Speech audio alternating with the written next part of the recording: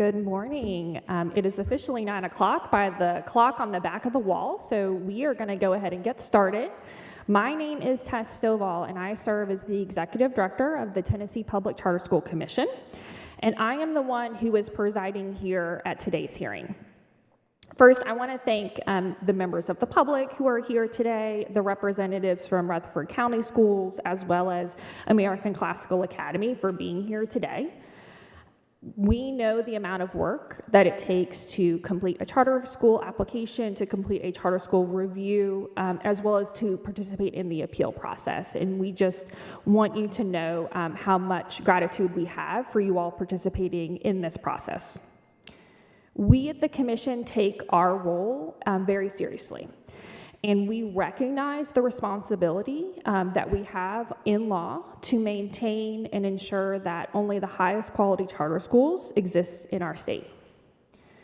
We appreciate the time and effort that has come to today, and we look forward to hearing more from everyone. Tennessee Code Annotated 4913-108 allows a charter school whose amended application has been denied by a local board of education to appeal that decision to the Charter Commission. In this case, Rutherford County School Board of Education voted to deny the amended application of American Classical Academy on July 18th of 2022. American Classical Academy then appealed that decision by email to the Charter Commission, which was received on July 28th. We have notified both the sponsor and the local board of education of this hearing. Information about this hearing and how to sign up for public comment is available on the Commission's website. As well, it was published in the Daily News Journal on Friday, August the 26th. This meeting is open to the public. I do want to note that this is one of the 13 charter school appeal hearings that the Commission is conducting across the state of Tennessee in September. We hold each appeal to the same expectations that is charged to the Commission in law. Pursuant to Tennessee Code Annotated 4913-108, in an appeal, the Charter Commission shall conduct a de novo on-the-record review of the proposed charter school's application to determine if the local board of education's decision was contrary to the best interests of the students, the LEA, and the community. To fulfill the Commission's responsibility, in addition to this hearing, a committee of qualified individuals will conduct a de novo review of the amended application, and using the state scoring rubric, will independently rate the application. The committee will also conduct a capacity interview with the sponsor to assess their capacity to implement the proposed school. The committee will prepare a report, which I will consider in making my recommendation to the Charter Commission.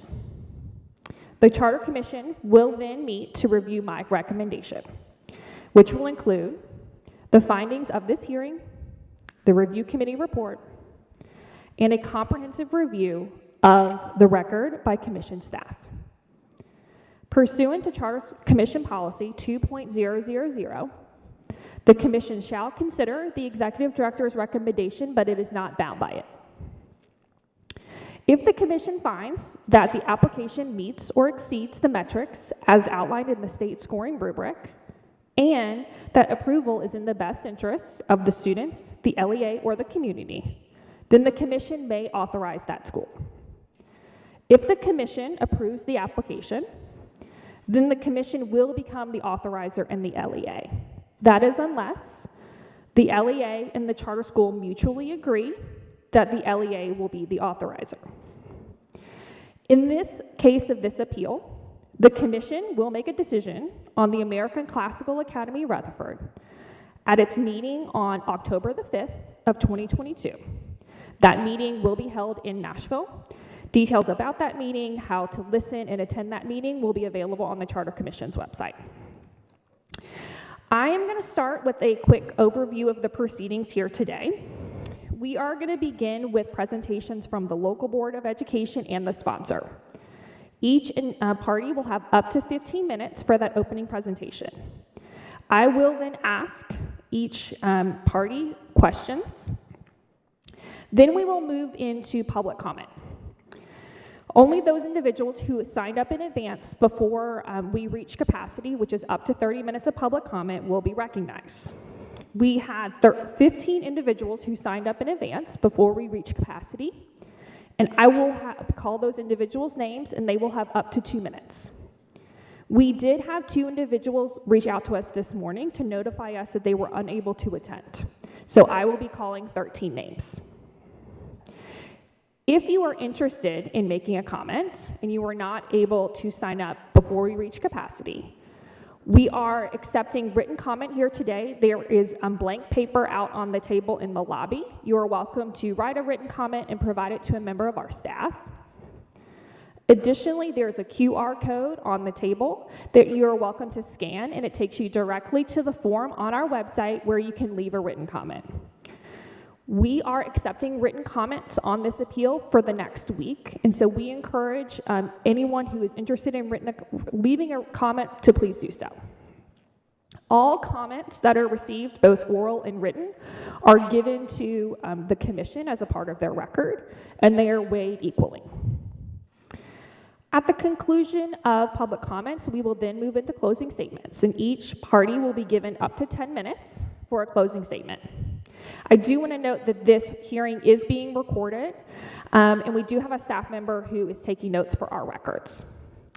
I do also want to note, given the number of people in this room, that we do want to make sure that everyone has an opportunity to be heard.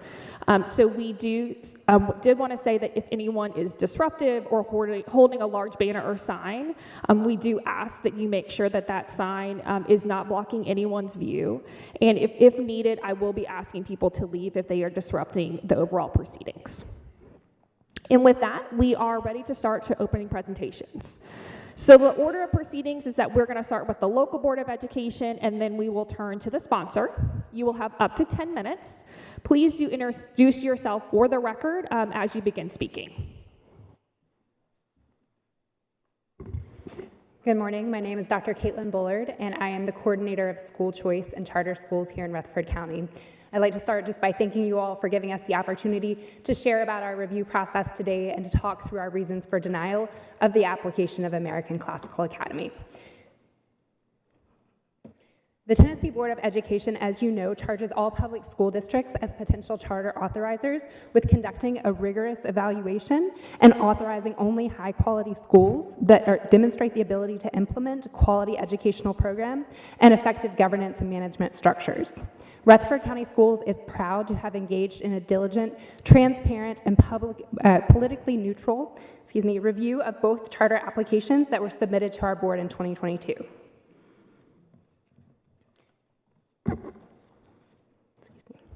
So the review team process included independent reviews, upon which time comments and evidence were collected through individual conversations, and a consensus was reached. According to the Tennessee Department of Education Charter Application Scoring Rubric, for an application to be approved, it must meet or exceed the standards in all 3 areas. We found that American Classical Academy Rutherford did not meet the standards in both academic plan, design, and capacity, as well as in operations plan and capacity. Though there were over a dozen subsections of the rubric that were found to be below standard, those that were the most concerning included academic performance standards, special populations, recruitment and enrollment, parent and community engagement and support, academic focus and plan, facilities, personnel, professional development, and charter management organization. So to lead with our first section, the academic plan and capacity, the first area of concern was within academic performance standards, specifically as they related to RTI. The amended application for ACAR, as it related to RTI, remained disproportionately focused on the legal requirements of RTI and compliance and failed to delineate how the school would actually identify or support the students in need of services. For instance, the application suggested that literacy essentials would be used by all to support students before any problems in literacy develop, but they failed to provide any details or a plan for what they would do if students were already in need of remediation or intervention. Instead, the applicant only vaguely stated that ACAR will develop a program to provide struggling students with additional literacy instruction. In addition to the value of RTI in ensuring that students receive the appropriate academic interventions, RTI is also inextricably linked to the process of identifying students for special education supports when a learning disability is suspected or when students are not making progress with high-quality interventions. ACAR's failure to meet the standard in both the areas of academic performance standards and in special populations underscores their deficiency in the ability to meet the needs of all learners. Special populations emerged as one of the most significant concerns in our review of the academic plan. Though there was evidence in the application that American Classical Academy Rutherford would be willing to comply with Tennessee state law as it relates to students with disabilities and at-risk populations, the applicant offered no plans, strategies, or concrete action steps that they would take to do so. Instead of a detailed plan, most of the application consisted of exact replications of Tennessee Department of Education guidance documents. The amended application asserted that student success is a result of consistent effort and perseverance. And while consistent effort and perseverance is certainly something we admire in our students as well, we know that consistent effort and perseverance alone is inadequate to support students with disabilities. The applicant failed to demonstrate the commitment to offering students with disabilities accommodations or modifications needed to access the general education curriculum and the Back to Basics curriculum. Additionally, in the employee handbook, there's only one brief half page out of the 55 pages that mentions students with 504s and IEPs. And they fail to differentiate between the processes that occur to identify students for special education supports, as well as the processes that occur once a student is deemed eligible for special education.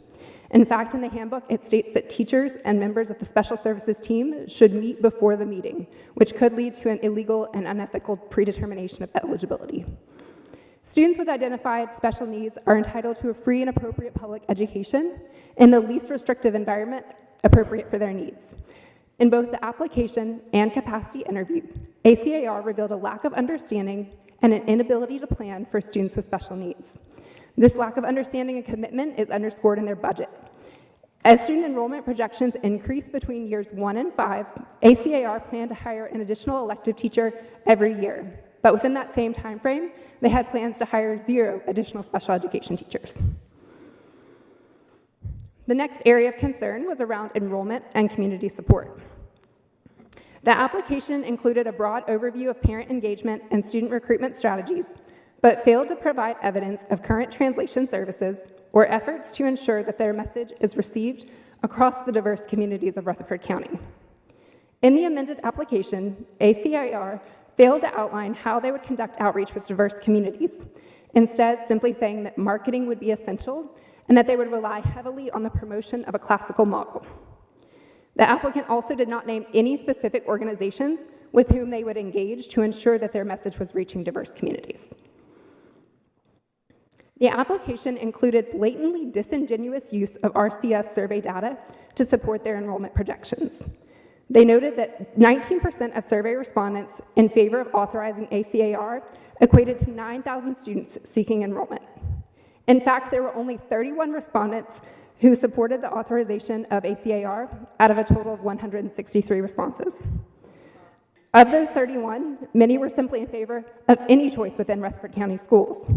This coming year, Rutherford County Schools will have 2 new charters opening, as well as expanded options for school choice, thus addressing those respondents' feedback. The other applicant to Rutherford County Schools this year, Springs Public Schools, provided 45 letters of support from local residents, all of whom expressed commitment to either enrolling their own students in the school or to volunteering their time to build partnerships and local community support.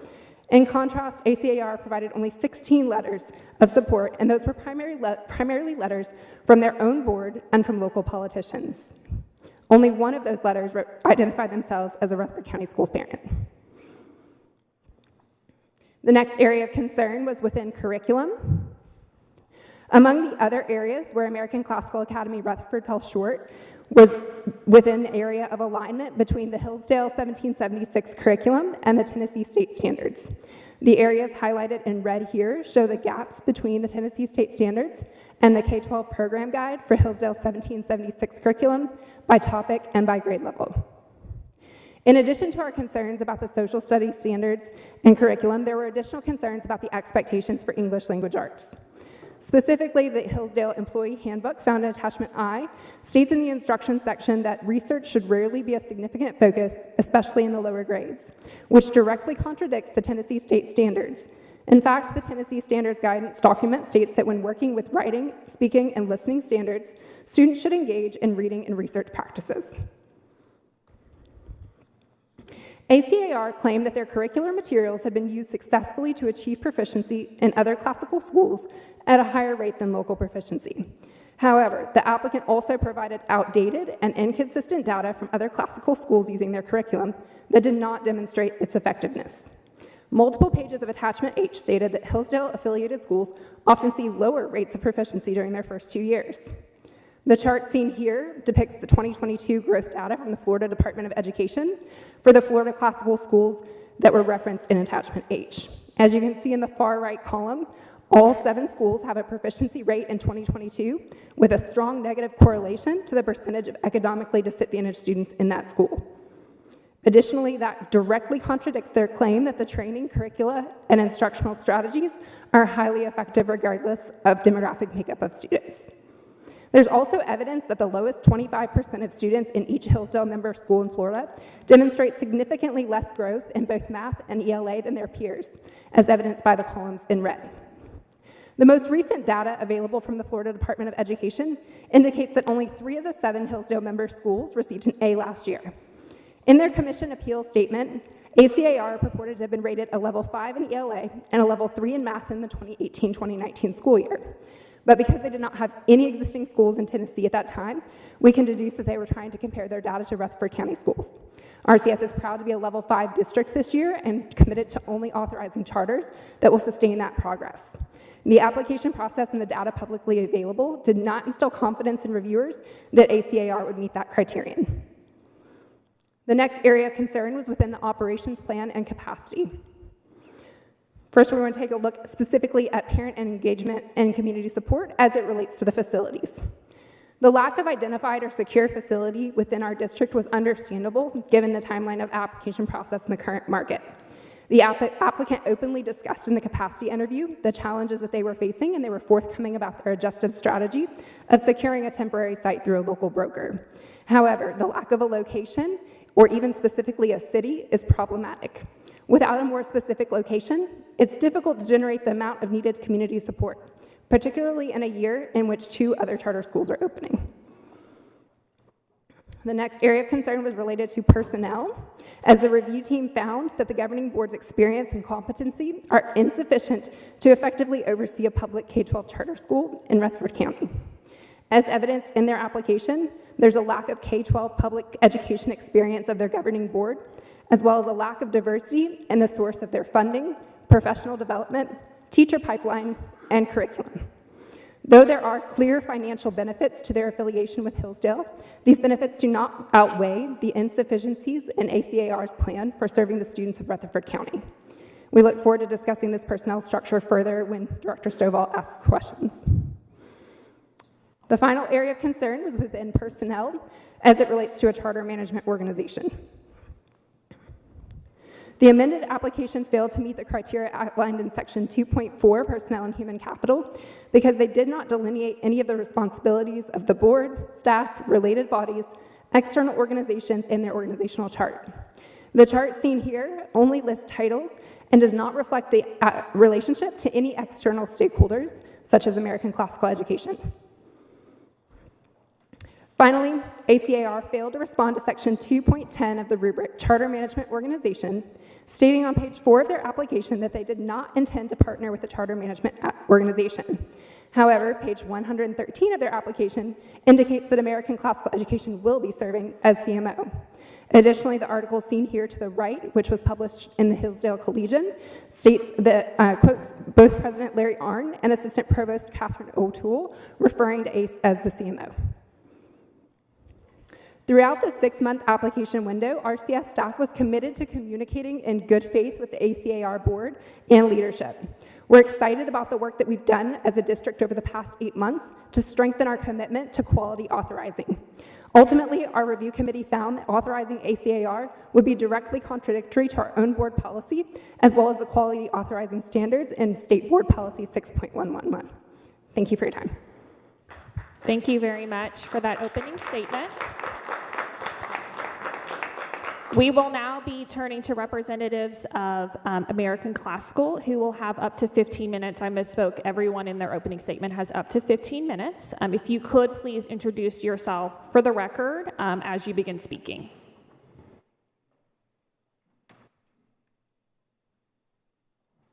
Good morning. I'm Dennis Pearson. I'm a professor at Austin Peay State University, where I teach economics, data analytics. I also chair our accreditation for undergraduate curriculum and assurance of learning compliance areas. And with that, I also serve on the board for ACE Tennessee, and I'm proud to be here. To begin with, earlier it was stated that to overturn a denial of a local board of education, the commission must, in 2 points, find the application meets or exceeds the metrics outlined by the Tennessee Department of Education scoring rubric, and to approve the application if it is in the best interest of the students, the LEA, or the community. And I would point out that that's an or statement. From here, I would like to point out that I'm going to talk about the academic, the operation, and financial aspects of the appeal. First, the academic plan lays out a content-rich education and curriculum in the liberal arts and sciences paired with a strong focus in moral character and civic virtue. It's been found by other charter review committees here in Tennessee that we meet the Tennessee Charter Schools academic rubric standard. Thirdly, described in detail, our curriculum shows consistently how student proficiencies in ELA and math across diverse student groups at rates between 55 and 80%, far above Rutherford County's most recent TCAP scores of 43% proficiency in ELA and 37% in math. We also provide a detailed plan for how we actively seek to remediate students' academic underperformance and learning losses, including plans to use Tennessee's RTI framework to, quote, accommodate, modify, and scaffold instruction as deemed necessary and appropriate, unquote, as well as other means to support special education students and the needs of diverse learners. As far as operations, our plan includes detailed startup, pre-opening checklists, addition to teachers, staffing, and hiring processes, procedures for operations, community engagement, transportation, food service, robust student and family outcomes, and handbooks. Additionally, we detail the governing board and how it will continually evolve to best meet the needs for American Classical Academy Rutherford's success, including board members who reside here in Rutherford County, the former chair of Tennessee State Senate Education Committee, county commissioners, academics, and other businesses as well.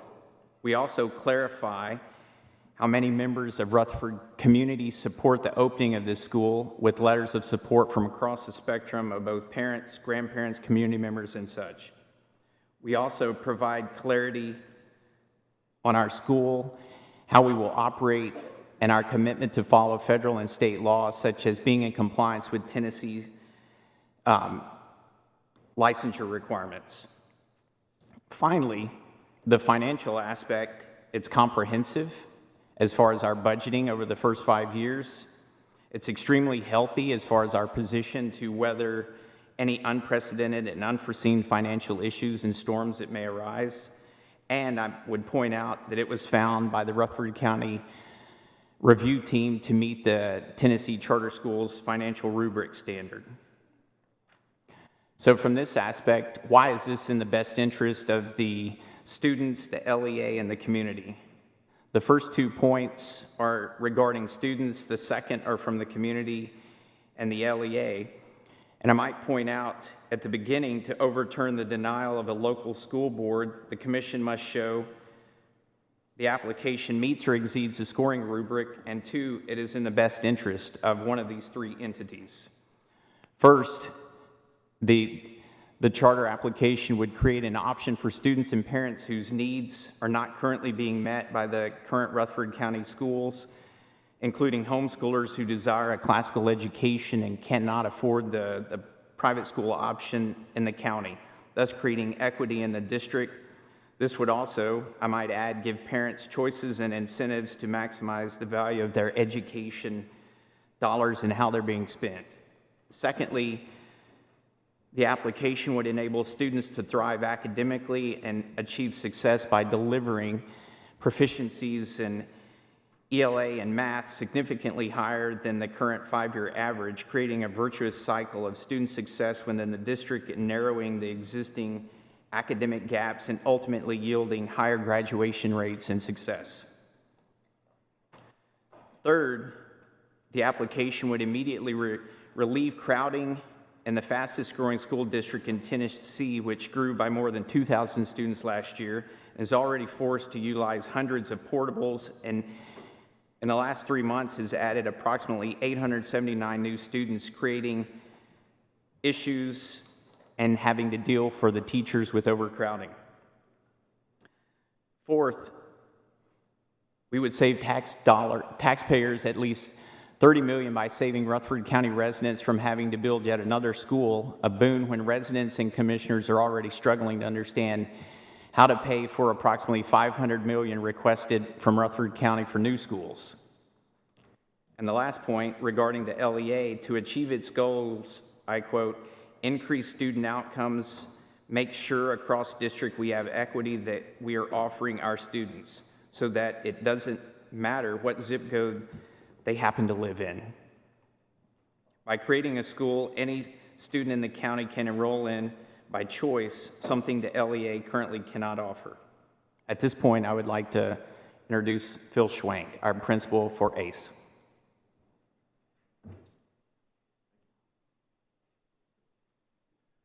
Good morning. My name is Phil Schwank, principal of ACA. Just like Dennis just said, I will make my way quickly through these slides to talk a little bit about what we do. What is this school that we're trying to present this community and the kids here?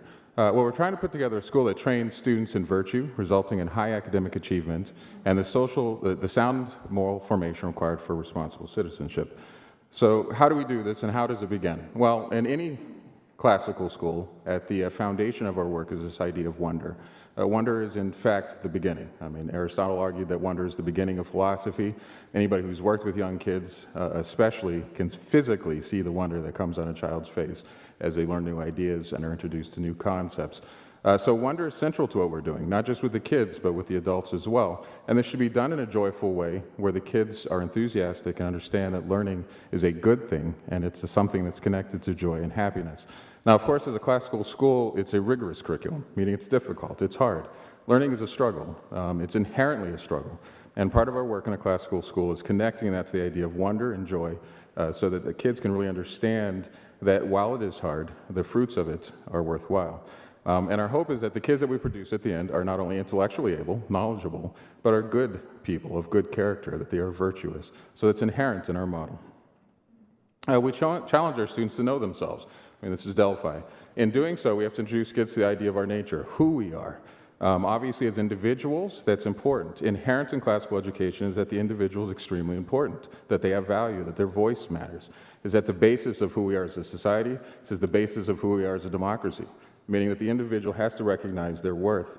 And in doing so, we want to orient it towards that child, towards what is true, what is good, and what is beautiful.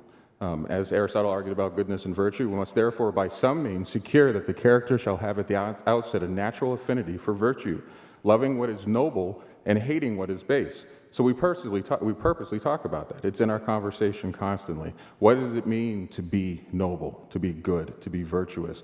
And what is it that I shouldn't desire to be? Okay? Civics and citizenry, always better the character, the better the government. If we're going to have a democracy that's based on the ideas of the individual, we want those individuals to be good and learned.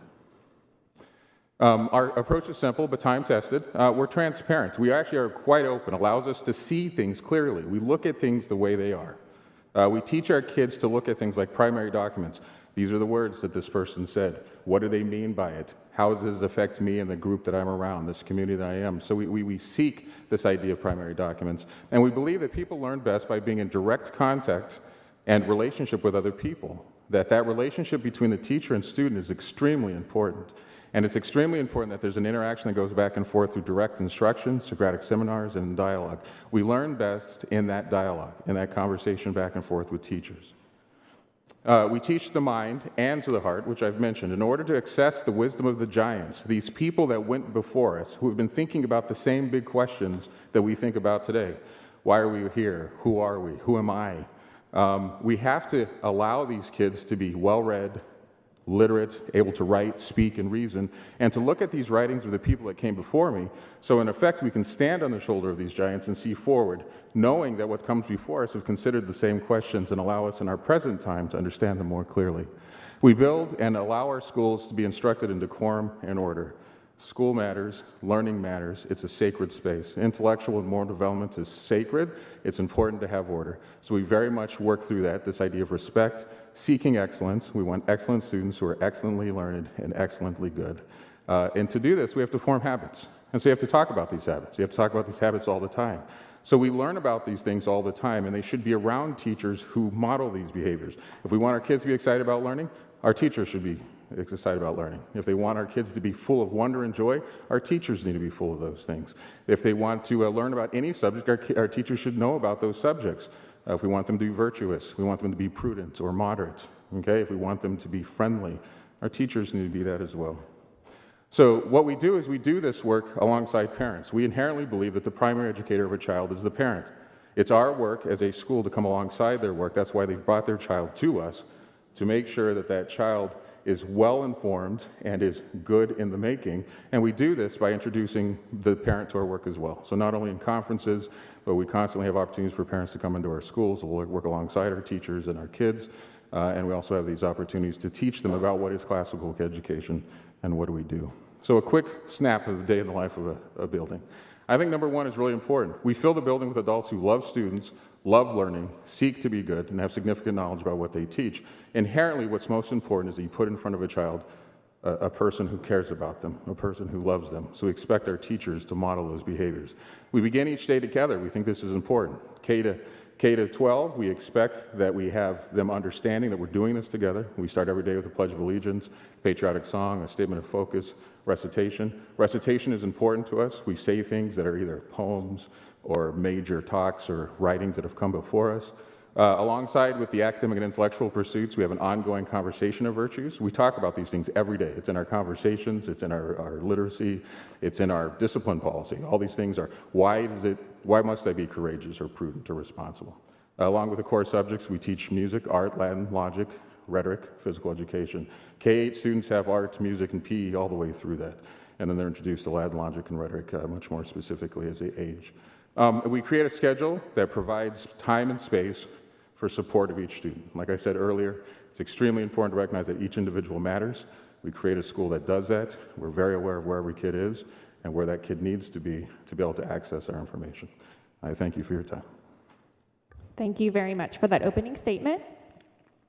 Now we're going to move into questions for both the local Board of Education and the sponsor.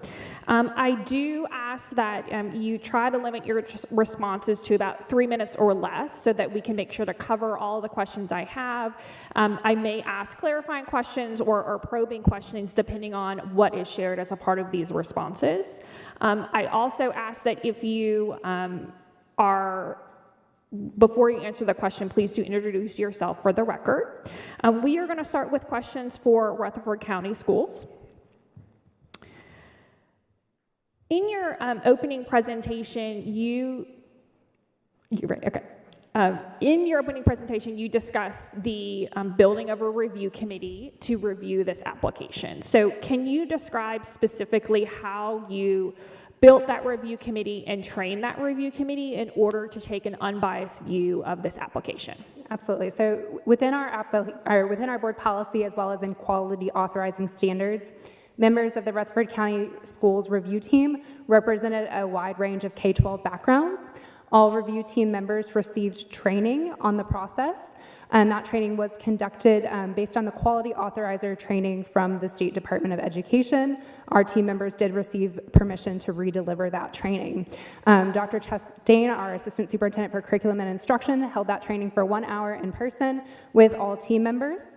And at that time, review committee members had the opportunity to ask questions and to norm around areas of the rubric. 2 community members were invited to participate in the process.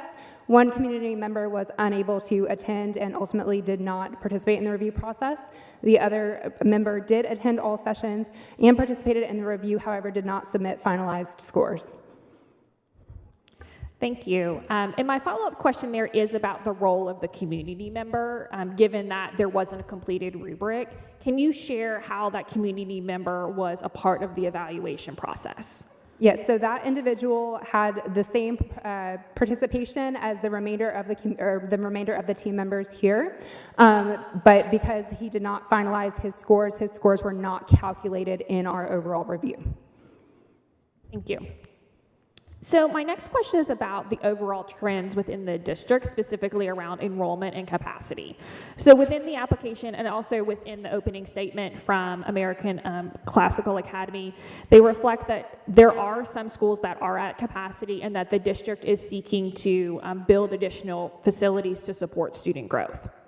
So can you please describe what overall trends are for enrollment within the district and if there are specific geographic areas within the district that are seeing more growth than others? Yes, so Rutherford County does continue to grow. We did want to note that 2 charter schools will be opening next year, Rutherford Collegiate Prep and Empower Academy, so that does assist us in alleviating the growth. In their opening presentation, once again, American Classical Academy included the use of disingenuous data, claiming that they would save the taxpayers $30 million. In fact, we are looking to build additional schools down the road. However, the next school we're looking to build is a middle school, which could hold potentially over 1,000 students. They're only seeking to open a school that will hold 350 this coming year, and by their own admission, seeking homeschoolers. So that would not necessarily target and address our areas of growth. The current areas of growth with the most significant population growth are Smyrna, Laverne, Blackman, and Rockville. And that information is available in our public board meetings as well. Thank you. So my next question is about information that was presented to the Rutherford County Board of Education in a July 2022 meeting. So the staff, as a part of the presentation, broke down an organizational chart about the affiliations of this applicant with Hillsdale College, Barney Charter School Institute, and Friends of Hillsdale. I think you referenced this chart in your opening presentation. It also included arrows about reflecting services and relationships. So can you describe how the district came to corroborate this information, knowing that a lot of it was not contained within the amended application? Sure. So this chart was constructed as part of the independent due diligence process. So this is part of the rubric here, which does indicate that independent due diligence is a key source of evidence that should be considered when recommending or an application for approval or denial.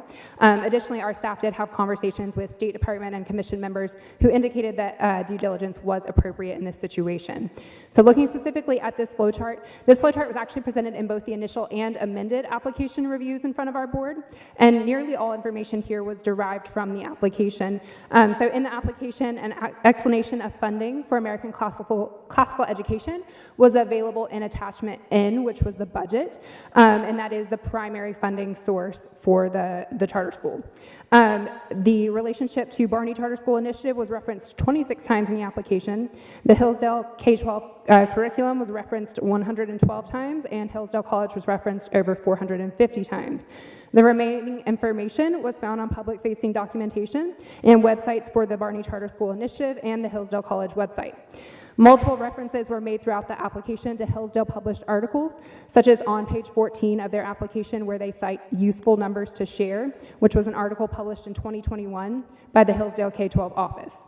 Those articles, when accessed on their website, provide useful information about the relationship between Barney Charter School Initiative, Hillsdale College, Friends of Hillsdale, and American Classical Academy.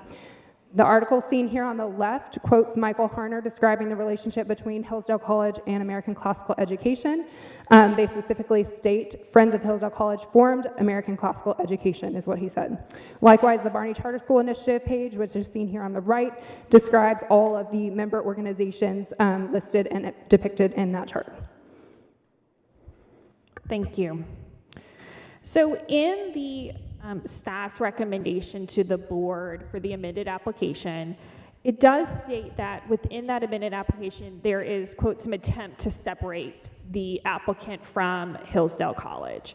And I think the language was subtle language adjustments and some board restructuring. Can you describe more about what the district was meaning with regard to this separation and restructuring?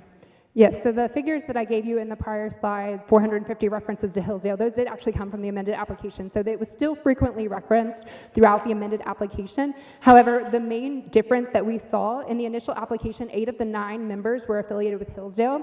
There's a lack of diversity on the board and there was no local representation, whereas in the amended application, they did add 2 Tennessee members and increase the overall diversity of the board. Thank you. So, who was on the governing board for American Classical when the district reviewed the amended application?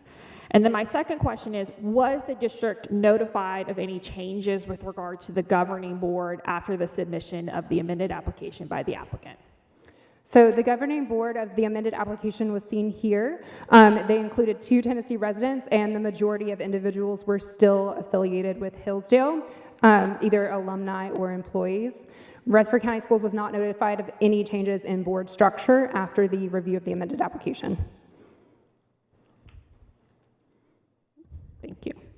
So in the notice of appeal that the applicant submitted to the Charter Commission, American Classical Academy stated that since the filing of the amended application, American Classical Education had formed a new Tennessee nonprofit entity that with a board comprised entirely of Tennessee residents and was chaired by Dolores Gresham. So can you clarify which nonprofit entity was evaluated by the district in the amended application?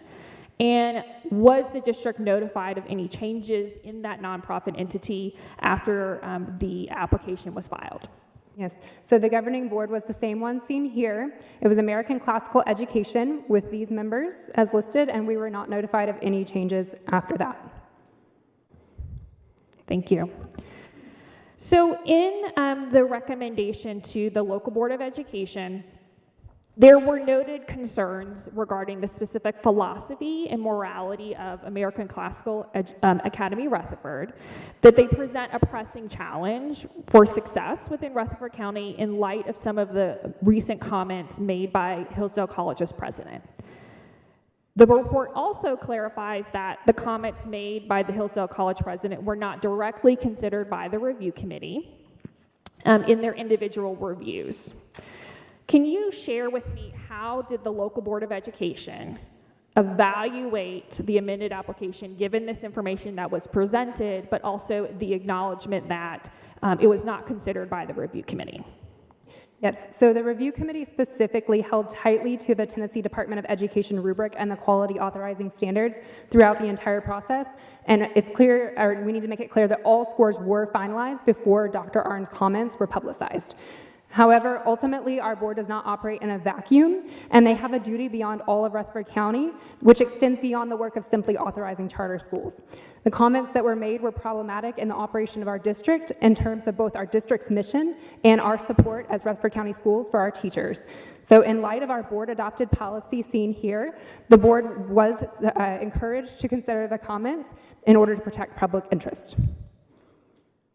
Thank you. And that concludes my questions for Rutherford County Schools. I'm now going to turn to questions that I have for American Classical Academy. The same expectations remain. Please try to limit your responses to 3 minutes or less. Please do introduce yourself for the record as you begin speaking. So my first question is about the research and community analysis that was done within Rutherford County to determine that the Rutherford County was a good location for the proposed school. Additionally, if you could provide any updates regarding facilities that have been identified for this proposed school. Good morning. My name is Joel Schellhammer. I'm the Executive Director of American Classical Education. I'll speak first to the process for why American Classical Education ultimately decided to apply for a charter school in Rutherford County, and then would be happy to provide an update on facilities. Speaking to the process, American Classical Education engaged in a very robust process that used a multi-pronged approach to understand whether there would be enough interest and demand within Rutherford County to support the opening of a charter school that, as Rutherford County Systems has mentioned, would ultimately enroll 340 students, which essentially equates to less than a fraction of a % of the existing student body. That process used both quantitative and qualitative data, referencing social and economic demographics, publicly available data that we could look at to understand demand and growth trends within the district, surveys that were conducted on behalf of American Classical Education by third-party providers, as well as, most importantly, conversations with community members and parents to understand the needs of this community and their educational desires. Those parents are both parents who have students in the district, as well as parents who are currently homeschooling. And frankly, I will just point out, it was disappointing to hear that Rutherford County Schools does not consider homeschoolers a need for the Rutherford County Schools to support, by saying that the fact that this school might enroll homeschoolers would mean nothing to the district.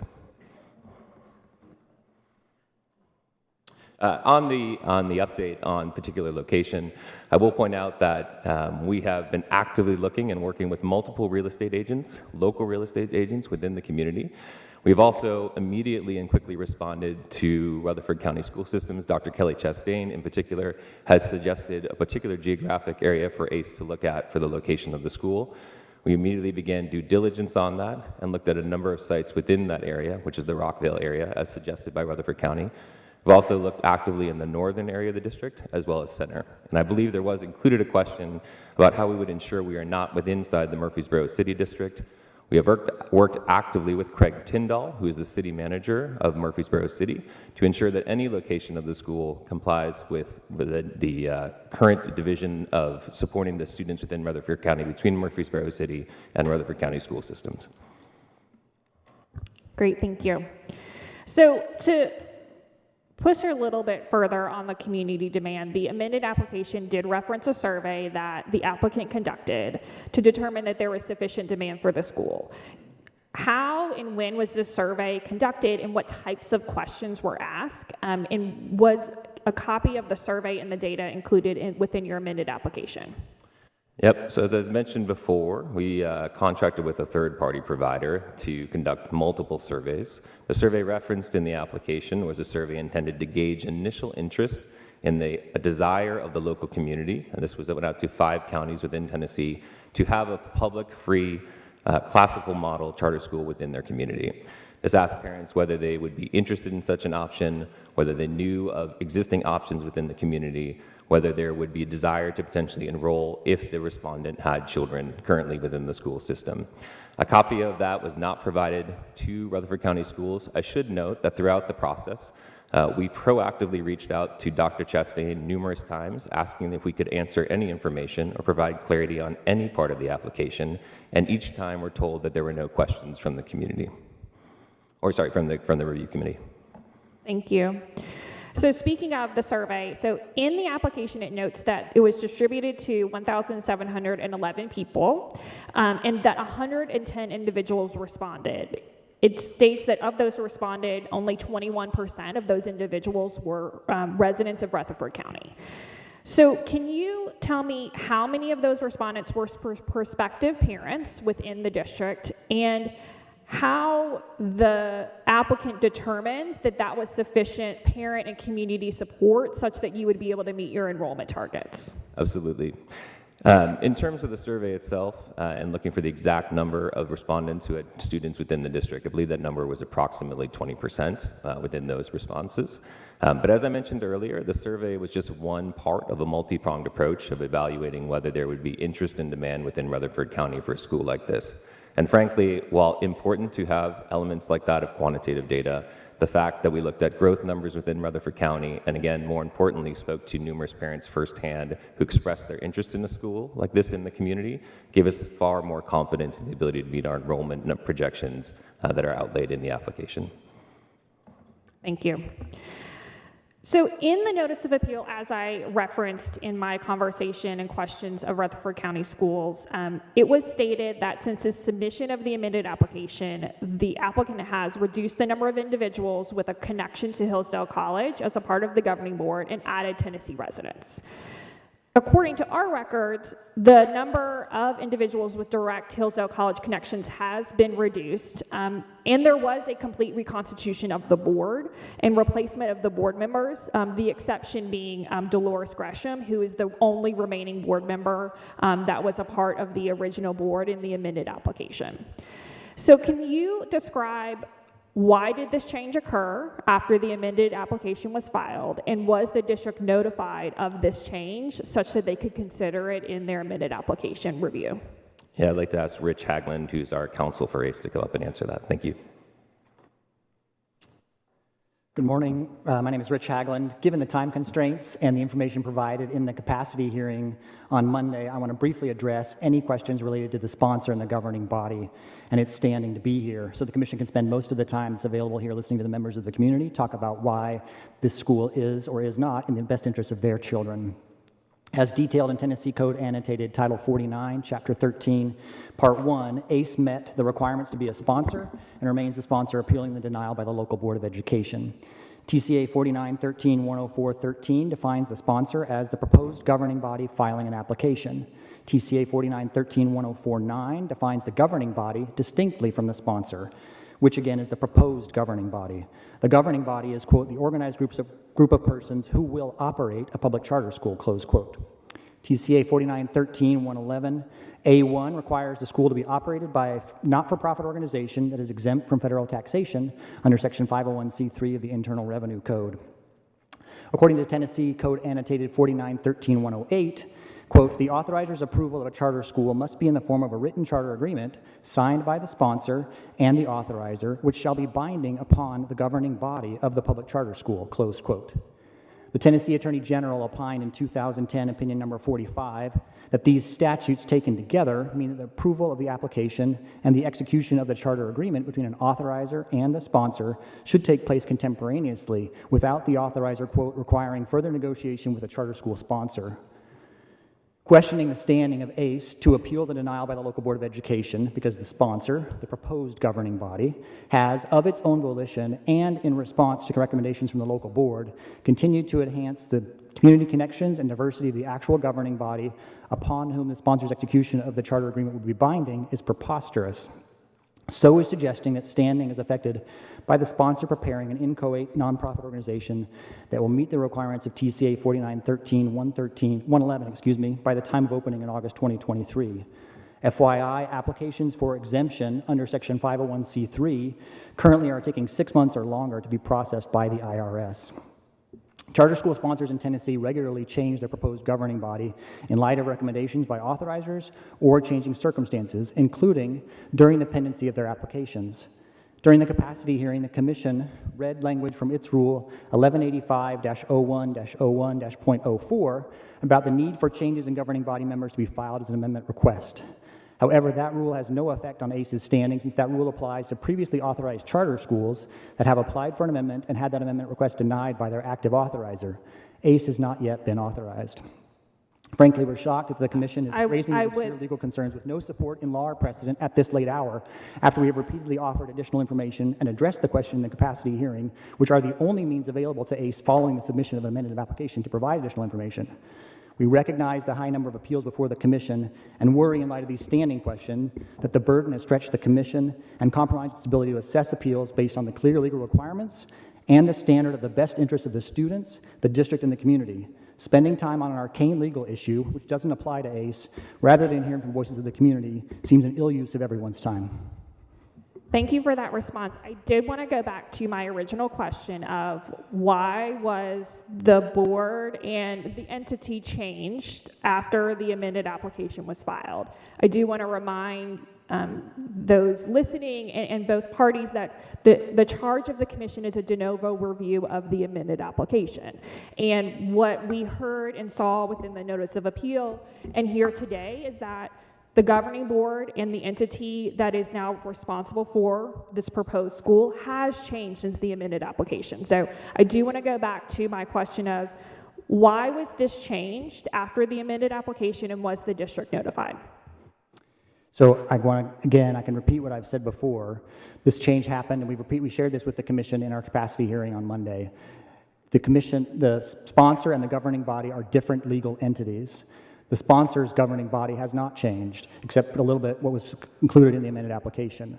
We continue to form a new, as I mentioned, an inchoate organization that can be ready to, pursuant to 4913-111, operate that not-for-profit school. And when that sponsor signs the agreement with the authorizer, if authorized, then that governing body will be bound by that agreement. Thank you. As a follow-up, one of the things that we at the commission have to consider is the fact that the amended application is considered a material part and is included within the charter agreement. So I'm trying to understand how the fact that the governing board has changed and the entity that is running the school has changed. If the commission were to approve this school, it would be signing an agreement with an entity that is potentially no longer organized or running the school. So again, not trying to harp on this point, but trying to understand how we at the commission can review an amended application for a school that there have been material changes between what the district reviewed and where we are today. I would just point out that the commission has done that previously and is doing that now. There are applications before the commission now that have also changed their governing body membership, and in Tennessee, charter schools have regularly changed their governing bodies and figured that out between them and their authorizer, and that's something we're happy to figure out here, but we think it's a waste of time to be talking about it today rather than once the school is authorized. Thank you. I did want to ask some questions about the organizational chart that the district presented both today as well as to their local board of education. Can you describe what the current relationship is between Hillsdale College, Barney Charter School Institute, and Friends of Hillsdale? I think particularly given the change in governance that we've been discussing. To speak to the current relationship, I think it's detailed quite clearly in the application. ACE is an independent organization from Hillsdale College. ACE has applied to Hillsdale College's K-12 program, like many other public charter schools around the country, to be considered as an affiliate member of that network.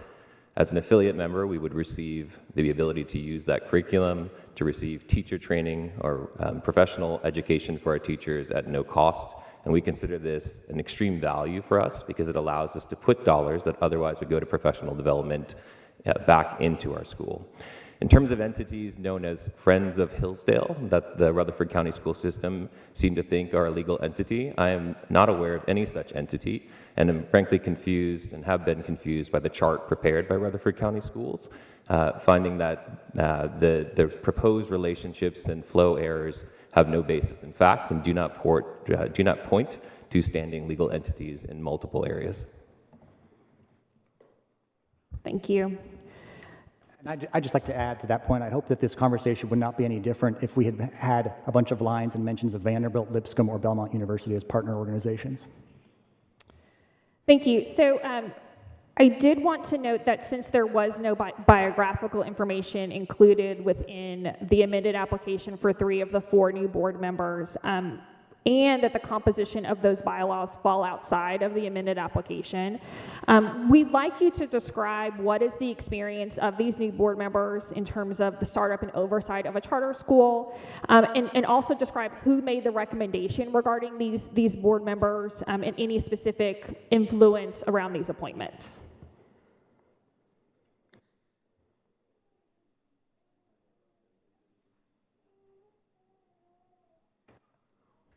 To speak to the composition of the governing body, the proposed governing body that we have spoken to, I'm a little unclear by the question around influence on those members, but would be happy to invite any of our board members here today to speak if they've been influenced in any way to join the board. Sure, happy to specify. I think bylaws contained within the amended application specifically state that there is a certain percentage of appointments that are appointed by Hillsdale College. And so given the fact that we have new governing board members and we don't have bylaws with regard to those, the governance and the entity, we're trying to understand, is there a change? Who appointed these members? We're trying to understand the structure. So as we filed our application and continued to develop it and respond to concerns raised by the local school districts, we wanted to improve the governing body, make it more local, increase the experience and diversity of the board members.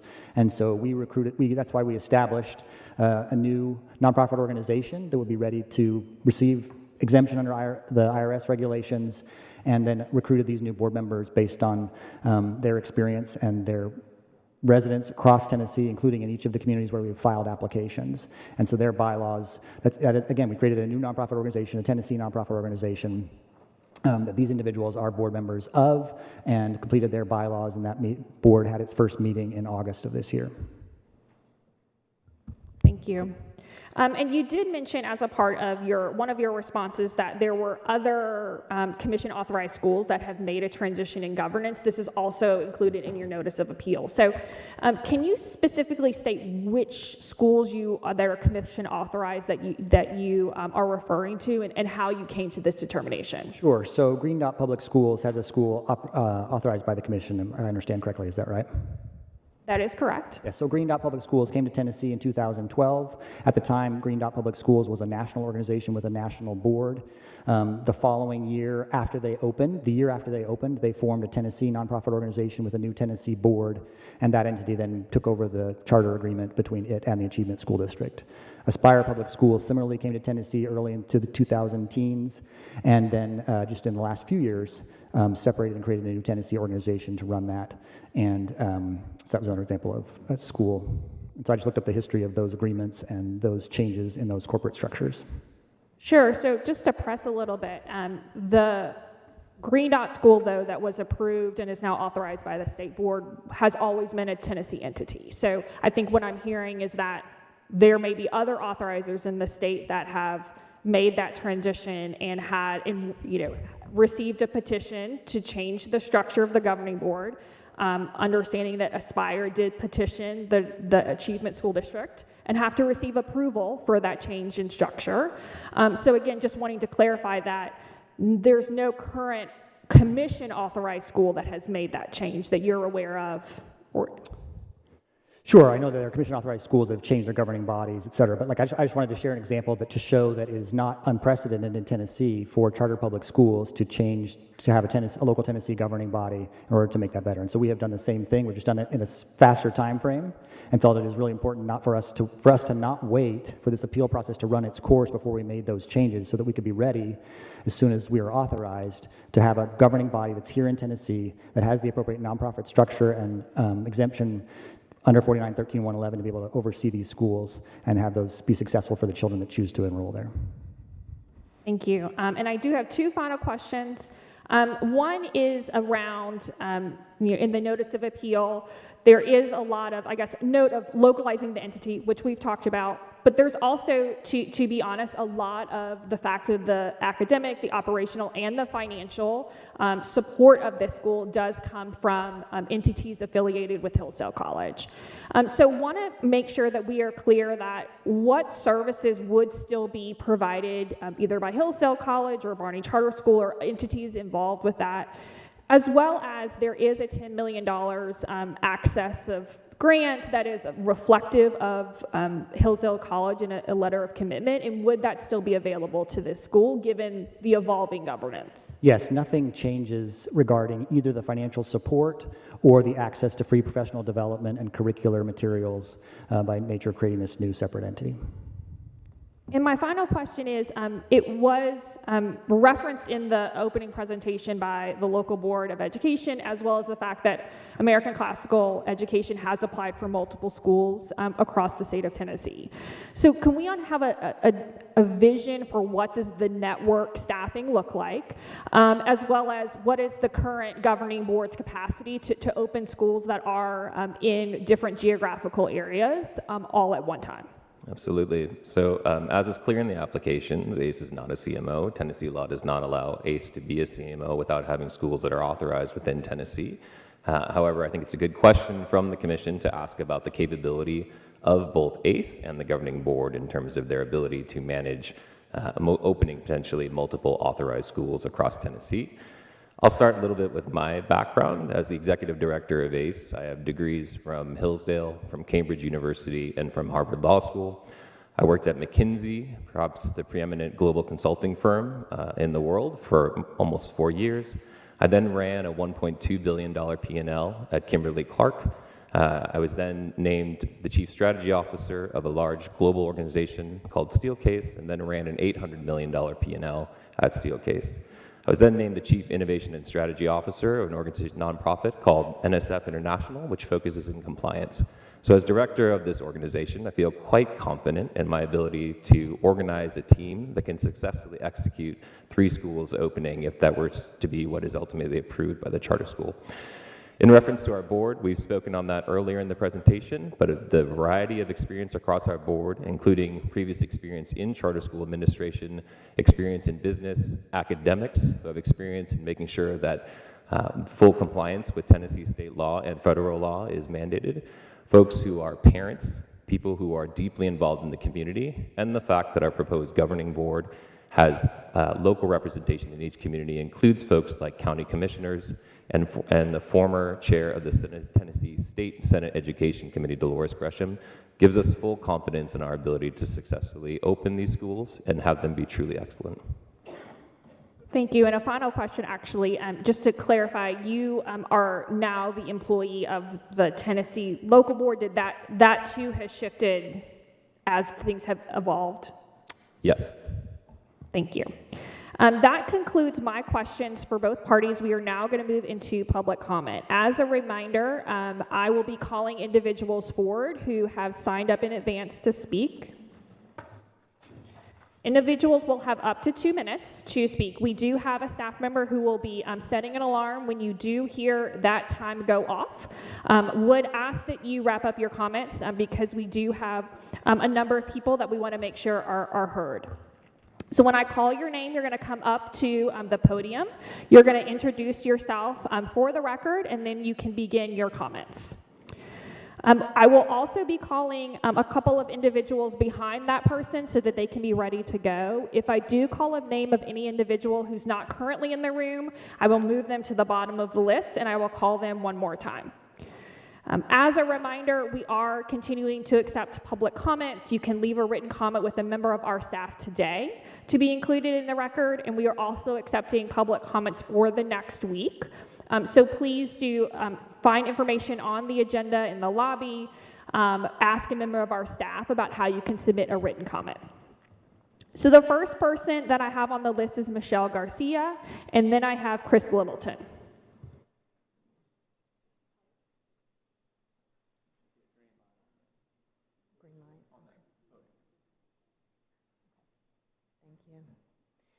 Good morning, members of the Commission and staff. Thank you for the opportunity to speak before you today. My name is Michelle Garcia, and I'm an unpaid volunteer board member for American Classical Education of Tennessee. Unlike some of the members here that are present today, I am neither media, a politician, unlike some of these that come from outside. I am a Murfreesboro resident. I've lived in Rutherford County for 25 years. I'm the mom of 2 sons. One is a graduate of Rutherford County Schools. Another is enrolled at a private classical academy here, private classical school here in our community. I'd like to address an issue that has been raised by some who suggest that this school will not meet the needs of English language learners. As a member of a Spanish-speaking family, I can tell you that my husband and I want our children to be held to the same standards as the rest of their peers, not isolated into a separate language group, based on last name or ethnicity. That's why we prefer the immersive learning model that classical education offers. You will find the same to be true of many parents of children with special needs. Not only is classical education an immersive language environment, it's a learning model that provides great structure, predictability, and a routine setting for children who flourish in less distracted settings.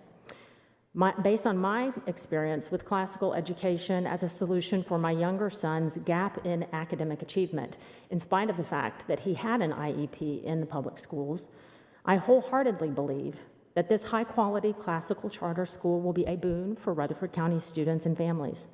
What my husband and I sacrifice to provide for our son's education could be available at no additional cost to the tax-paying families in Rutherford County.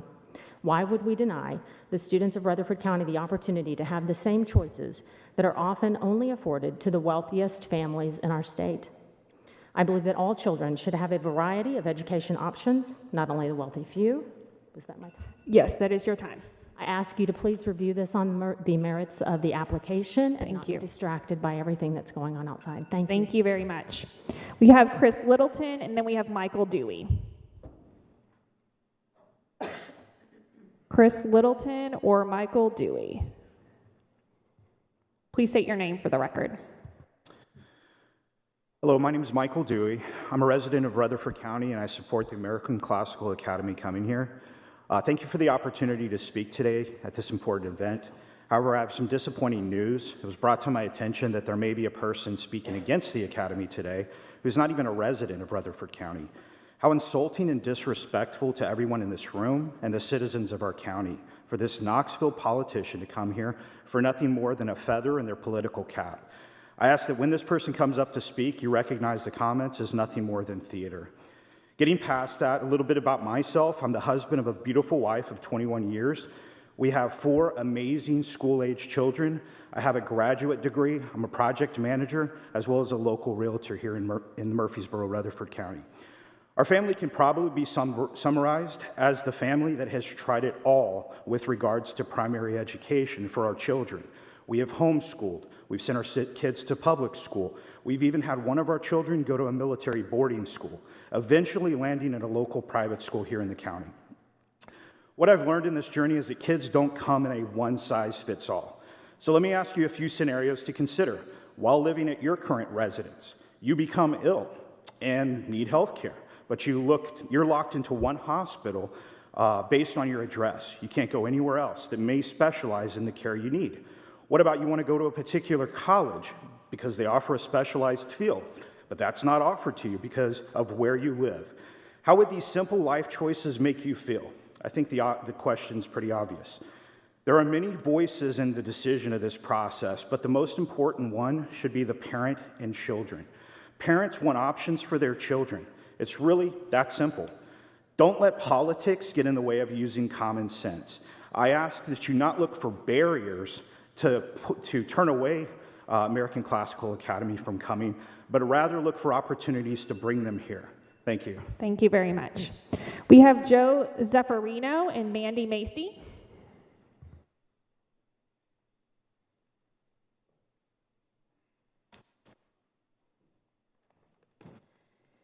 Good morning. Thank you for the opportunity to speak before you today. My name is Jo Zeffirino, and I am a single mother residing in Rutherford County. I have 3 children. My oldest is a graduate of Blackman. My middle is attending Riverdale, and my youngest attends 4th grade in Murfreesboro City Schools. I'm Riverdale alumni myself. So the public school systems in Rutherford County is all that we have known as a family and have come to adore the teachers, administrators, and SROs at each of the schools my children and I have attended. As a single mother, I have utilized the pre-K programs that are offered, and my children have flourished because of the head start they received. When my daughter came along, I was in a place in my life where I could stay at home and devote more one-on-one time with her from the very beginning.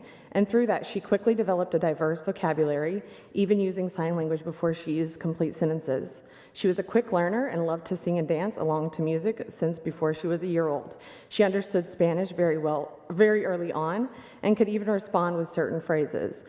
It was apparent she was excelling in her development, and her education was further enriched by various pre-K programs in the area.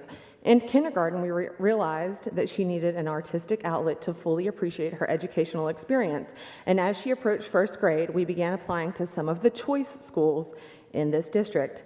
Every year, she did well with the testing, but due to limited availability, was always put on the waiting list. For 3 years, we continued to apply to these schools that could offer her a more expressive way to learn.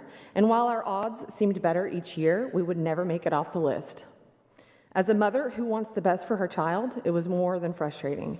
I gave her the best head start that I could provide, and when I was unable to carry the torch further, I was relying on the school district to be able to provide creative alternatives for members of the community. It fell short of expectations.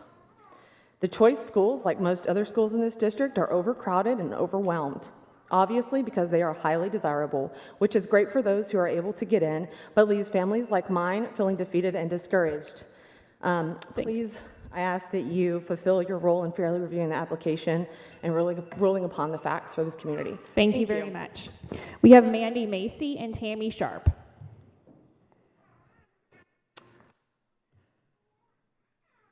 Hi, I'm Mandy Massey, and I am here on behalf of ACE, but essentially I'm here on behalf of mothers and homeschoolers and essentially the students that are enrolled all throughout the county and all throughout the city, whether publicly or privately. I traveled through 9 different schools growing up. I have gone through both public and private. I have graduated from a private college and a public college. I've had such a well-rounded education. But really on behalf is, I haven't heard enough about the classical model, because essentially this facility is being built for the students, and it's being built for the students to be raised on the classical model, which is what babies are raised from birth on. This is about learning and growing, seeing and believing on what is good and true and beautiful. And we have numbers and we can have charts all day long, but those numbers aren't true. I've been in the school system. I was a former teacher. I have a bachelor's in English and I have a master's in education. And I have also taught in both public and private. And the classical model is what really needs to be brought up here, all politics aside. There is no competition in education. It's all about provision for the students. And I haven't heard enough about the provision for the students, for them to learn. I had kids come out of school who couldn't read, who couldn't understand, and we sat down and we started reading, and their reading levels went above and beyond. And when you can read and understand language, then you can understand the other subjects. When you read and understand the history of our country that is so brand new, you don't truly understand until you have really learned the history of the world. And my students are putting together pieces of the puzzle and not blacked out pieces. A puzzle will always go together as far as education. But if you black out pieces, it may still be there, but there's not a true understanding of the picture. So I beg you to reconsider for the... Thank you very much. We have Tammy Sharp and then Priscilla Sanders.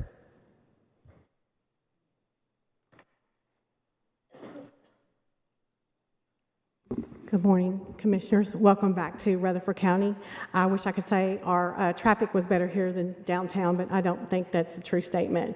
So my name is Tammy Sharp. I represent Zone 1, which is Smyrna and Laverne. I'm a current school board member.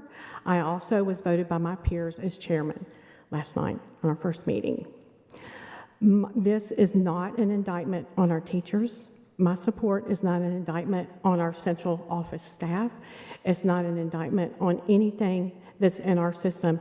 It's that I've got constituents that are at 12% poverty. Most of my schools are at capacity. It is what it is. We have a great system, and everybody wants to move here.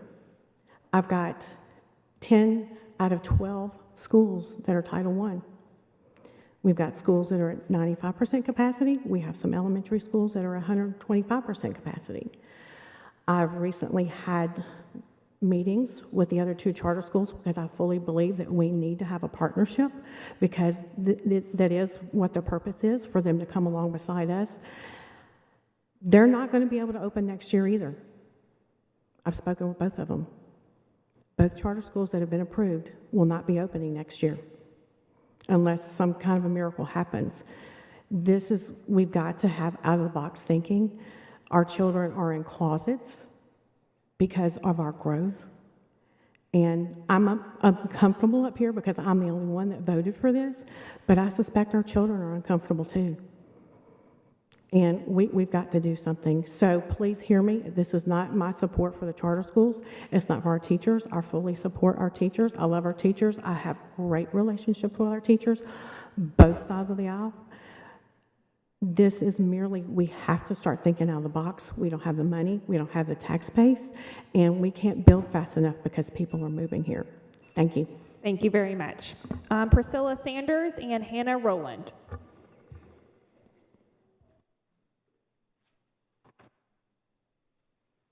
Hi, my name is Priscilla Sanders. Thank you for letting me address you here today in support of American Classical Academy's appeal application to the Commission. I grew up in Murfreesboro and attended the public schools here in Rutherford County and received a master's in elementary ed from Peabody at Vanderbilt University. In several states, I have been a full and part-time teacher as well as a substitute for K through 12 in both public and private schools. I'm currently a volunteer health educator in the public schools here, so I am a teacher speaking in favor of approving ACA's application. As a former progressive, I've witnessed how off track many of our public schools have gotten over the years and believe in the importance of bringing education back to the fundamentals. I support ACA's high-quality classical education curriculum, which promotes a public school education focused on rigor in the basics: math, science, history, classic literature, writing, grammar, logic, and the arts. Students will be encouraged to develop a love of country, admiration for the principles of freedom, and an appreciation for the uniqueness of our Declaration of Independence and Constitution. One of ACA's goals is to give students a sense of security and self-reliance. This fosters self-love and leads to good choices, healthy lifestyles, and success throughout their lives. Choice is an important aspect of freedom in our society. Authentic, true diversity would allow for classical education and traditional values to have a voice and place in our culture and community. No one's forcing students to choose a classical charter school, but even the best school isn't the best fit for every child. Even here in Rutherford County, we have struggling schools, and as we've said, many are overcrowded. I urge you to review American Classical Academy's application based on its merits and the learning opportunities it creates. Please consider siding with the parents, students, and yes, teachers who want this option as well. Thank you again. Thank you. We have Hannah Rowland and then Constance Every.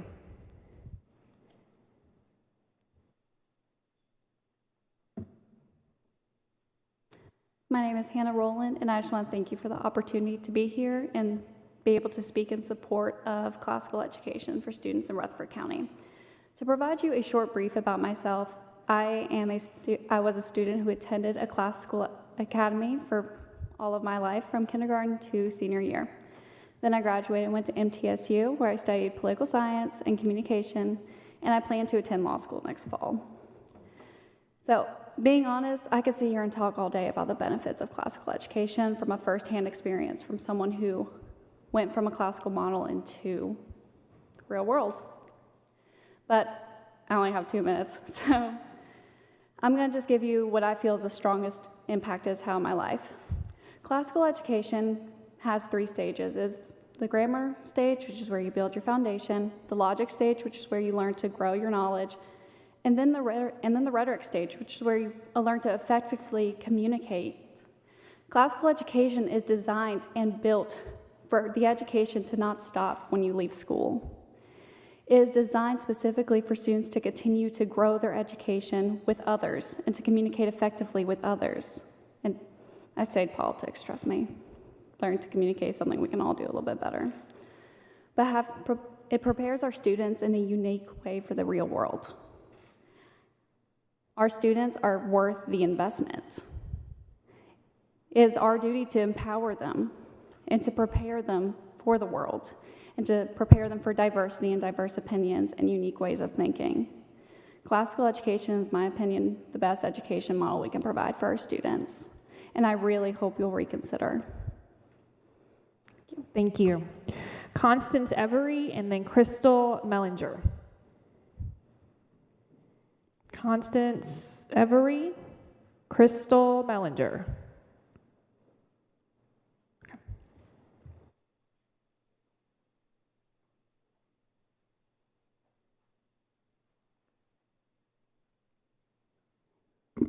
Good morning. My name is Crystal Mellinger. Thank you for the opportunity to address you today. Our family moved to Rutherford County in January of this year from California, like many others. I have seen what groupthink can do to a school community from our time in California and how removing choice from parents can negatively impact a community. We moved to Tennessee for more opportunities of choice and for a community that better reflects our values, our pace of life, and that properly values individual freedom, responsibility, and autonomy. My oldest child will finish their K-12 education in Rutherford County. He's currently a senior. However, I want this classical public charter school option for my 2 younger children. We are excited about a classical school model, including an outstanding curriculum and a rigorous academic experience that we believe will be a better fit for our 2 younger children. The Rutherford County school system is a great fit for many children, and no one will be forced to leave their current school. My desire is that there be additional quality educational options for families to decide what is best for their children. Currently, if you believe the system offered is not what is best for your child, the only option is sending them to a local private school, which is what our family has been forced to do. I believe Rutherford County School System's denial of ACA's application is likely because they did not want additional educational options for students. This is one of the main reasons the Tennessee Public Charter School Commission exists, to review and approve quality charter school applications that have been unfairly denied by their local district. I believe American Classical Academy has met the threshold for approval, and I'm asking the Commission to approve ACA's appeal on the merits of their application and the local demand from families like mine. I am here as a mom to let you know that we want this option. It is a much-needed option for students and families and will benefit this community by providing another high-quality public school option in Rutherford County. I implore you to approve ACA's charter application. Thank you for your time. Thank you very much. The last 3 names we have on the list are Zoralia McCullough, Susan Brubeck, and Ed Schultz.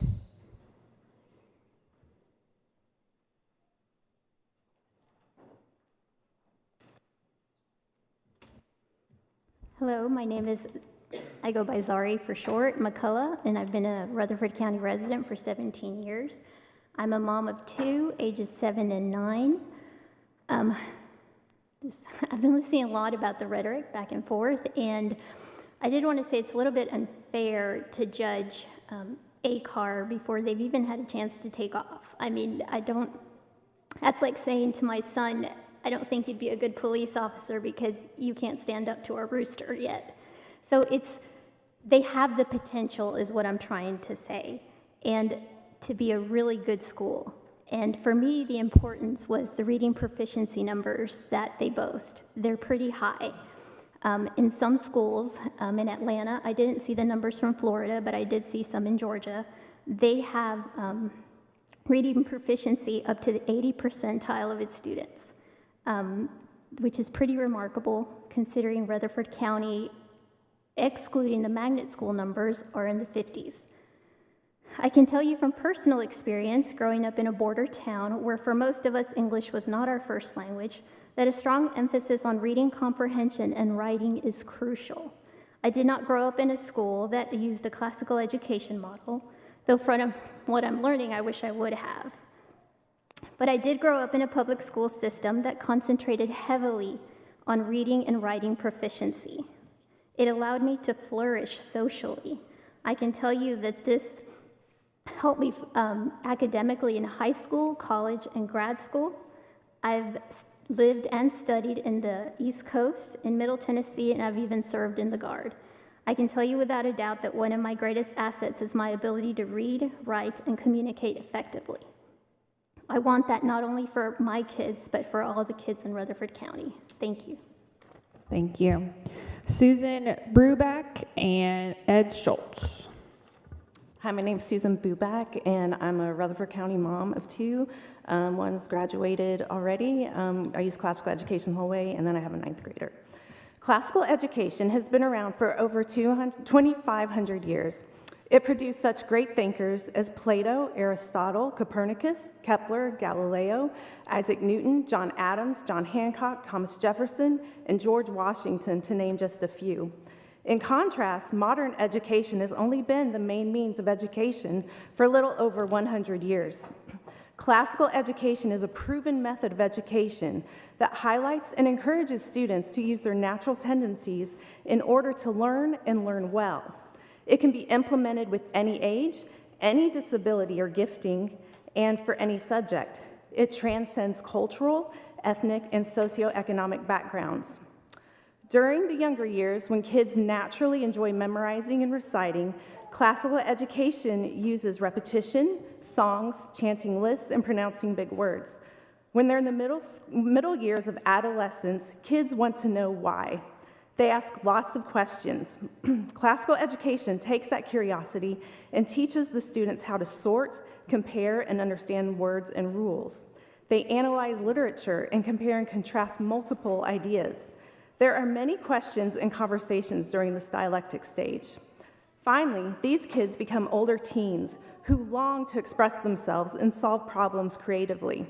They have reached the rhetoric stage, which uses this longing to teach them how to share what they've learned with others through giving speeches, writing poetry, leading others through what they've learned, which we all know when we teach someone else what we've learned, it solidifies our understanding as well.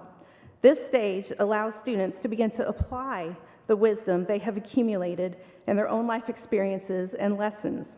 Basically, classical education teaches students how to learn, how to think, not what to think. As a local parent who has over a decade of classical education experience, who sees more indoctrination and less dialogue in our society, I think that's exactly what we need more of these days. Thank you. We have Ed Schultz. Hey, I'm Ed Schultz. I'm the father of 2 mixed-race kids, a recent graduate, and one that has some years left. For my job, I do a lot of process auditing and reporting.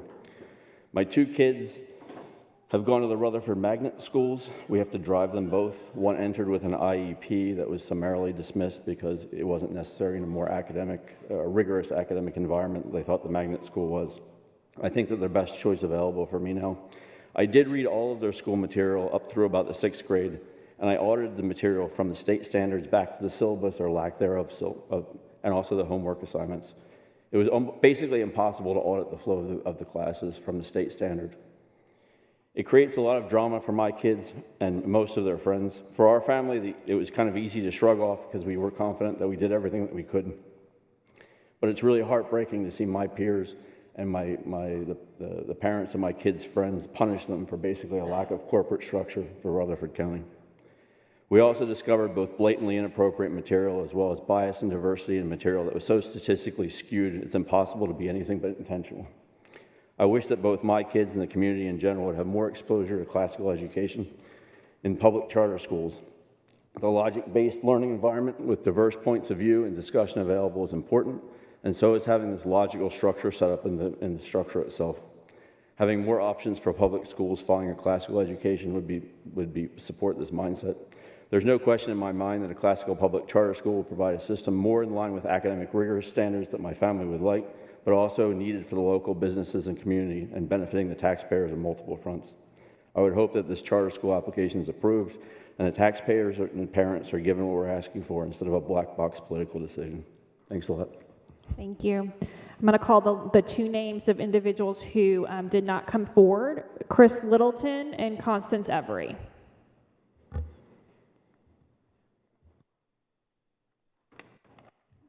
Thank you. I have 3 school-age kids and recently transferred my youngest into a private school. Sir, can you introduce yourself? Oh, I'm sorry, Chris Littleton, as you referenced. I have 3 school-age kids and recently transferred my youngest child into a private school that uses the classical education model, similar to the one proposed by American Classical Academy. Sadly, many parents can't afford that option. But the question germane to this discussion on charter schools is, why was I looking for an alternative to RCS in the first place, as I still do have 2 kids there? Through distance learning during COVID, I sat front row to the lack of rigor in my children's education. That led me to more closely track both classroom instruction and the metrics provided by TCAP. With regards to the ELA specifically, RCS has hovered around 6 out of every 10 students being not proficient in ELA for a few years now. That's not accounting for the COVID drop-off. On any report card, that would actually be an F. Math is no better, with a nosedive to almost 75% of students not meeting expectations in RCS high schools, with ELA just performing slightly above that. Frankly, the audacity of a school district that is failing the majority of its students to deny an alternative to that failure is insulting to me as a parent. I wish that I could take my tax dollars elsewhere long ago, because parents have a fundamental right to choose how their tax dollars are spent with regards to their child's education. No district should have the ability to deny parents this choice. We are not asking children to be forced into any particular type of school. We simply want the choice for ourselves. The consideration of Hillsdale's involvement or Larry Arnn's comments is wholly irrelevant and equally insulting, as it presumes that parents can't judge facts or intent for ourselves. I heard exactly what was said, and I don't care about Hillsdale or Arnn. With regards to schools, as a parent, I am laser focused on one thing, and that is good education for my children. No one is a better judge of what is best than me and my wife, least of all a school district that is failing a majority of students in this county.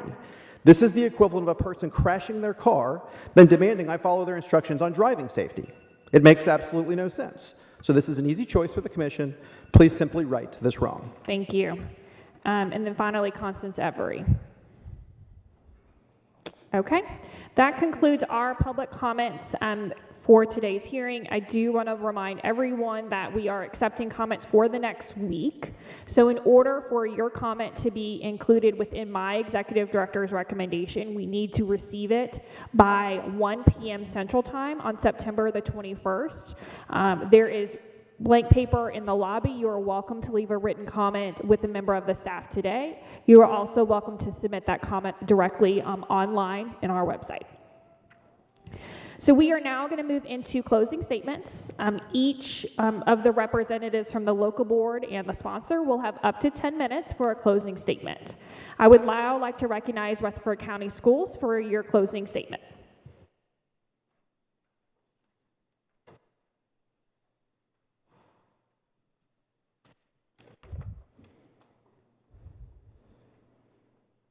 All right, once again, my name is Dr. Caitlin Bullard, and I'm the School Choice and Charter School Coordinator here at Rutherford County Schools. We'd like to say we appreciate the opportunity the Commission has given us today to talk through our denial of the application for American Classical Academy Rutherford. In doing so today, it has been our goal to clearly articulate our process and our commitment to quality authorizing, to address the false claims made by ACAR's governing board, and to engage transparently with our community. In additional efforts to be transparent, we provided all correspondence between our staff and ACAR representatives to the Commission, the correspondence referenced by Mr. Shellhammer. Additionally, we'd like to note that we are very excited about expanding the school choice framework and options for Rutherford County Schools for the upcoming school year. After a rigorous review process, Rutherford County Schools found that American Classical Academy Rutherford failed to meet the standards set forth by the Tennessee Department of Education. The available evidence indicates that adequate community support does not exist for American Classical Academy Rutherford. The letters our district received, the 31 survey responses in favor, and even many of today's speakers included the same individuals. And though their enthusiasm is commendable, data indicates that the voices of a small segment of our community do not represent the entire Rutherford County stakeholders. Additionally, there's no evidence that ACAR has conducted outreach to diverse communities. The Rutherford County Schools team had concerns regarding the lack of alignment between the publicly available Hillsdale 1776 curriculum and the grade level expectations of the Tennessee state standards. Growth data also indicates that other schools in the nation who are similarly supported by Hillsdale and their K-12 office are not closing gaps for special education students, economically disadvantaged students, and students scoring in the lowest 25%. Finally, even though there was evidence in the application that ACAR was willing to comply with Tennessee law for students with disabilities and at-risk populations, the application offered no concrete plans, strategies, or action steps that they would take to do so. American Classical Academy Rutherford has revealed a lack of understanding and an inability to plan for providing access to the general education curriculum for students with disabilities. We believe a school that is not prepared to serve special populations is not prepared to serve all learners. Additionally, in both the amended and initial applications, the operations plan fell short of the structures and expectations provided by the Tennessee Department of Education. The RCS review team found that the governing board's experience and competency are insufficient to effectively oversee a public K-12 school within Rutherford County. As evidenced throughout their application and here today, there's a complete lack of transparency in the relationship between all of the stakeholders. ACAR continues to assert that they're sponsored by a legally independent organization, but the bylaws of American Classical Education, which they state as a charter management organization with whom they seek to partner, state that the corporation's purpose is to create and govern charter schools guided by the principles of Hillsdale College. This lack of transparency on behalf of American Classical Education the Governing Board of American Classical Academy Rutherford, this newly created nonprofit, and other external organizations serves to underscore the concerns of Rutherford County schools as they relate to the governance structure of ACAR. Throughout the application process with American Classical Academy Rutherford, RCS staff remained committed to communicating in good faith with the ACAR board and leadership. However, the review committee and board ultimately found that ACAR's application was inadequate in multiple areas of the Tennessee Department of Education rubric. American Classical Academy Rutherford is not prepared to serve all students in Rutherford County and does not have adequate support from our community. Thank you. Thank you. And I'd now like to turn to representatives from American Classical Academy for your closing statement. You will have up to 10 minutes. Thank you. We'd just like to start by thanking the Commission and the folks in attendance for the time today. On behalf of American Classical Education, we appreciate your attention and consideration. Over the course of the last year, I've had the unique pleasure of spending quite a bit of time in this community. I've met with a lot of people, from elected officials to business owners, academics, school board members, and most importantly, with teachers, students, grandparents, and parents. I'm still in no way an expert on Rutherford County, although I do think I can tell you where the best coffee is in town, but I have learned a few things. I've learned that this is a community that cares deeply, where parent orientation nights are as well attended as Friday night football games, where parents want the best for their children, and where people can disagree on issues, but they still treat each other like neighbors, willing to lend a hand and support each other through tough times. I've learned this is a community that has deep roots, generation to generation, passing down the torches of value and education from grandparents to parents to children, each successive generation becoming more firmly part of the fabric of this community. They remember when Murfreesboro was a small town and when there was only one Walmart here, and they work hard to keep a roof over their heads and put good food on the table. And they deeply value the way of life that exists in this community. And lastly, I've also learned that this is a proud community, and justifiably so.